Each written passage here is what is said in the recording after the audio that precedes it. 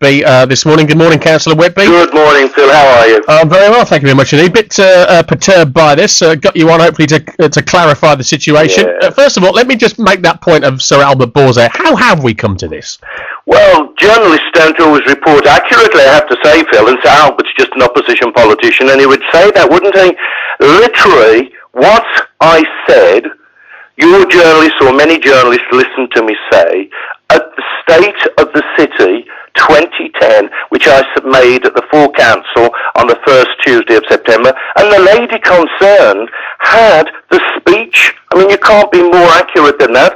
And in the speech, I foretold that we had challenges. For Albert to suddenly say that we may have £100 million challenges in the future, the country has a challenge. His lot left us in debt to the tune of £155 billion, and somebody's got to pay it off, so him dissociating himself... Appreciate that naturally, Councillor Whitby, but you've been in charge of the council for the last 6 years. We have a deficit of £645 million. We don't have a deficit at all. No, Phil, please, this is exactly why you have to come on to me eventually and ask me to give you what's... We don't have a deficit.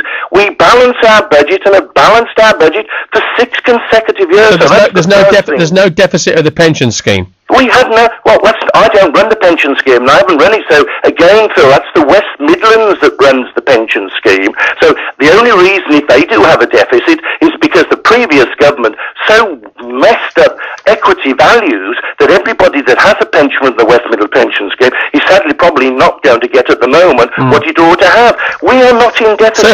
So if we're not in deficit and everything's fine, I didn't say that. Why do we need to do this? Let's not do the polemic. Let me just tell you now exactly what I said.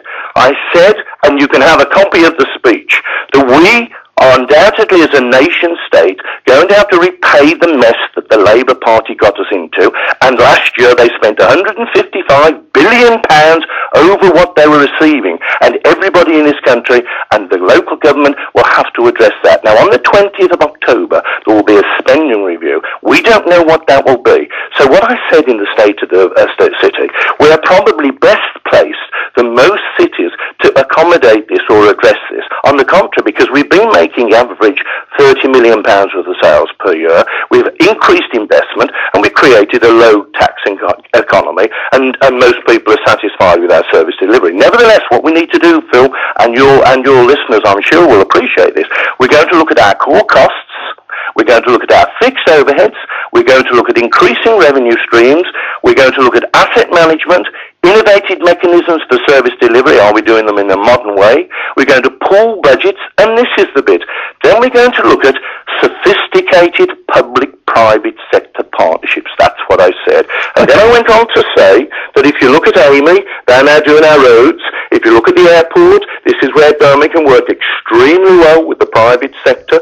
If you look at our housing, we're building more social housings than any city probably in the country, and that's because we've let our land go into a private sector partnership with the money, and we're building homes for our citizens. Very well, and I do totally appreciate the record you're laying out there for all of our listeners. All I said. No, I do appreciate that, but I think for a lot of our listeners who will naturally have a sentimental value about the NEC or the ICC or the Symphony Hall, can you confirm that those venues will remain in city hands? Of course I can, and I'll categorically say I believe passionately in Birmingham as a regional capital. I believe in Birmingham's reputation being enhanced, and certainly during my leadership it's grown in the charts throughout most of the world, in most of the indices, unlike with Albert. So the NEC, the Symphony Hall, the ICC will not be sold off? We are not talking to anybody about selling the NEC, the ICC or Symphony Hall, and if the fourth estate was a little more accurate,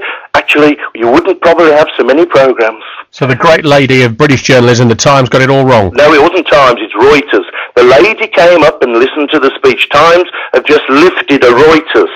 She came up, Lorraine Turner came up, and she listened to my speech, which I've just read from, and then she came to see me, and what I said, Phil, was this.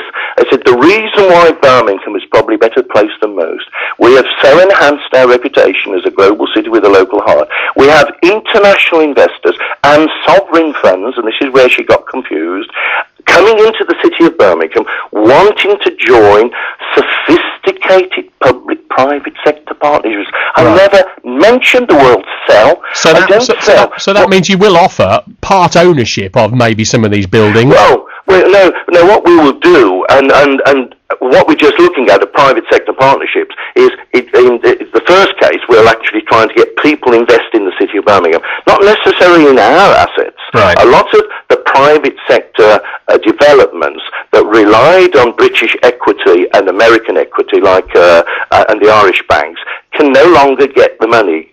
Western world has got a liquidity problem. Right. The Indians, the Chinese, and the Middle East don't. So I'm trying to bring these people in, aligning them to the private sector developments, so that we can still keep this dramatic renaissance of Birmingham going on. And all credit for you if you manage to pull that off. But do you also understand why a number of people are concerned that West Midlands businesses, companies, Cadbury's, for example, have been lost to companies abroad in terms of ownership, and why they see this story, even part ownership of the NEC or the ICC or Symphony Hall, even that is the start of a rocky road, if you like, to a point where actually we won't own any of this anymore one day. Let me just tell you what was the worst mistake for the city of Birmingham. I don't know who was involved, and it's rather sad.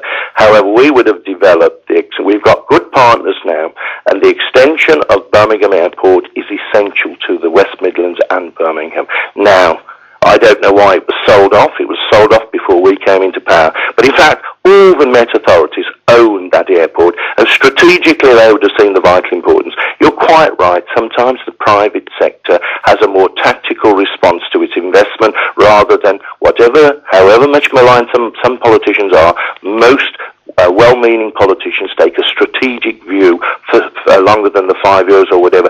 And it has been very difficult. We now have new partners to get the private sector part of that partnership to see the need of that. We now have new partners. At one stage, I heard in this same article that we were thinking of selling our shares in the airport. Nothing would be further than the truth. We tried to buy the shares from the private sector. We're a powerful player.